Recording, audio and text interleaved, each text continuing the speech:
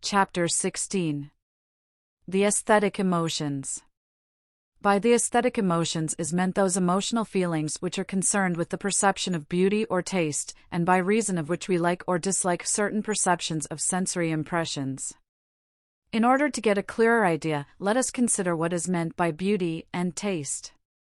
Beauty is defined as that quality or assemblage of qualities in an object which gives the eye or the ear intense pleasure, or that characteristic in an object which gratifies the intellect or moral feeling.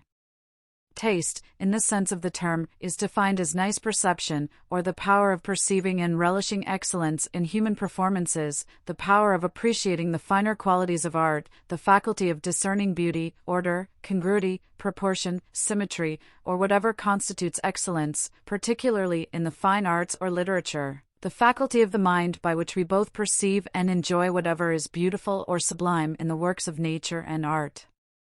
The possession of taste ensures grace and beauty in the works of an artist, and the avoidance of all that is low or mean. It is as often the result of an innate sense of beauty or propriety as of art education, and no genius can compensate for the want of it.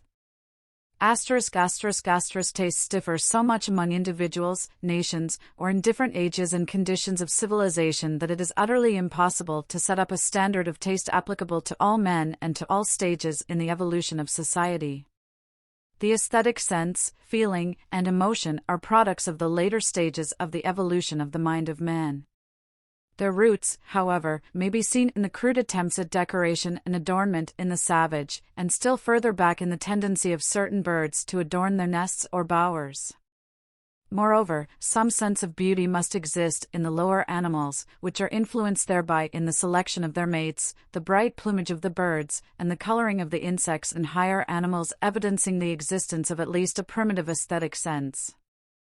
Herbert Spencer says that one characteristic of the aesthetic feelings is that they are separated from the functions vitally requisite and necessary to sustain life, and it is not until the latter are reasonably well satisfied that the former begin to manifest in force. The authorities hold that the basic element concerned in the manifestation of the aesthetic emotional feeling is the sensory element, which consists of the pleasure arising from the perception of objects of vision or hearing which are deemed beautiful. There is a certain nervous satisfaction which arises from the perception of the sensation of the sight of a beautiful thing, or of the hearing of beautiful sound. Just why certain sights prove agreeable and others disagreeable, or certain sounds pleasant and others unpleasant, is very difficult to determine. Association and habit may have something to do with the beauty of sight object, and there may be natural harmony of vibration in colors as there is in sound. In the case of sounds, there is undoubtedly a natural harmony between the vibrations of certain notes of the scale and inharmony between others. Some have held that the secret of the enjoyment of music is found in the natural appreciation of rhythm, as rhythm is a cosmic manifestation evident in everything from great to small. But these theories do not account for the differences existing in the tastes regarding color and music manifested by different individuals, races, and classes of people. Grant Allen says, "The vulgar are pleased with great masses of color, especially red, orange, and purple, which give their coarse, nervous organization the requisite stimulus.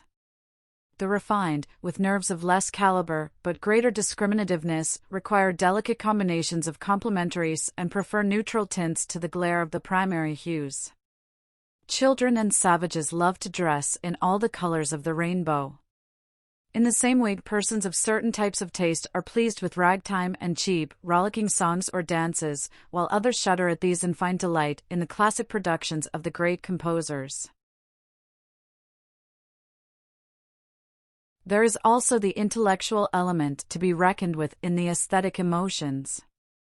The intellect must discover the beauty in certain objects before the emotion is aroused by the perception. Halleck says, "Every time the mind discerns unity amid variety, order, rhythm, proportion, or symmetry, an aesthetic emotion arises." The traveler with a trained intellect will see far more beauty than an ignorant one. In looking at a cathedral, a large part of the aesthetic enjoyment comes from tracing out the symmetry, from comparing part with part. Not until this process is complete will the full beauty of the structure as a whole be perceived. If the traveler knows something of medieval architecture before starting on his European trip, he will see far more beauty. The opposite of the aesthetic, which we call the ugly, is the unsymmetrical, the disorderly, that in which we can discover no rhythm, plan, or beauty. The element of associative suggestion also enters into the manifestation of aesthetic emotional feeling. The mind accepts the suggestion of the beauty of certain styles of art or the excellence of certain classes of music. There are fashions in art and music, as in clothes, and what is thought beautiful today may be deemed hideous tomorrow. This is not entirely due to the evolution of taste, for in many cases the old fashions are revived and again deemed beautiful. There is, moreover, the effect of the association of the object of emotion with certain events or persons.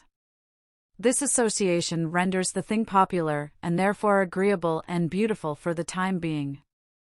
The suggestion in a story will often cause the beauty of a certain scene, or the harmony of a certain piece of music, to dawn upon thousands of persons. Some noted person sets the seal of approval upon a certain picture or musical composition, and lo! The multitude calls it beautiful. It must not be supposed, however, that the crowd always counterfeits this sense of beauty and excellence which has been suggested to it. On the contrary, genuine aesthetic feeling often results from the discovery so made. There is style and fashion in the use of words, resulting from fashion, which gives rise to aesthetic feelings regarding them. These feelings do not arise from the consideration of the nature of the object expressed by the word. Of two words designating the same thing, one causes disgust and the other at least passive tolerance. For instance, in speaking of the sensible moisture which is emitted from the pores of the skin, we may use either of the respective terms sweat or perspiration.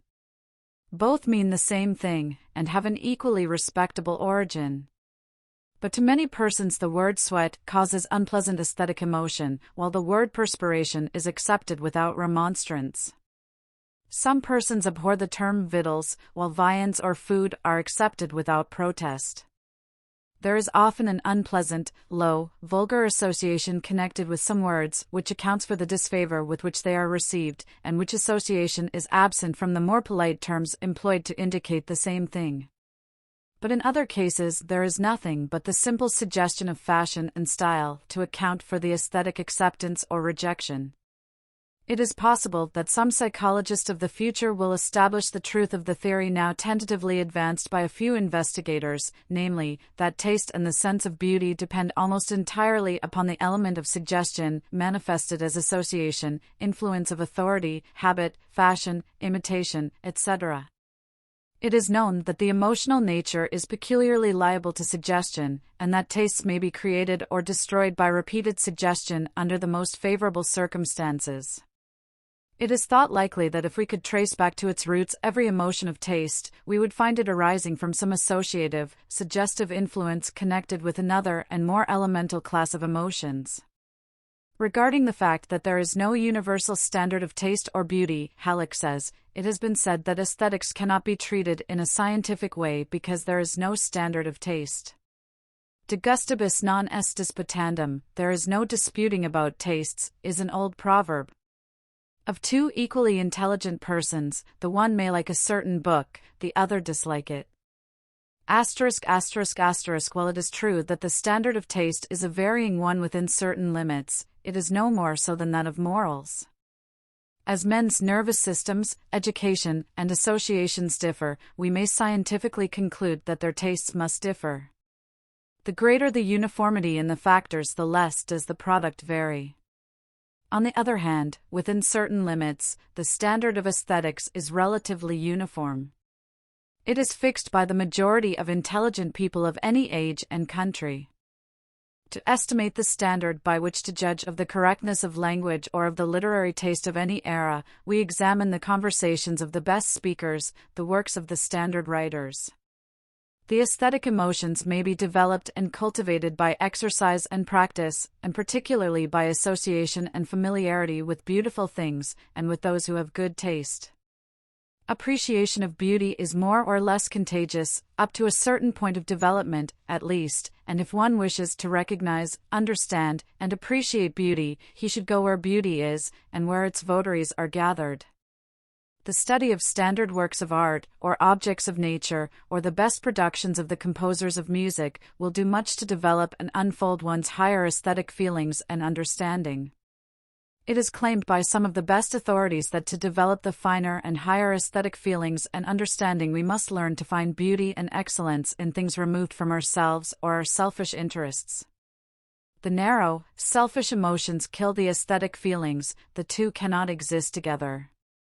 The person whose thoughts are centered on himself or herself very rarely finds beauty or excellence in works of art or music. Grant Allen well sums up the subject in the following words: good taste is the progressive product of progressing fineness and discrimination in the nerves, educated attention, high and noble emotional constitution, and increasing intellectual faculties.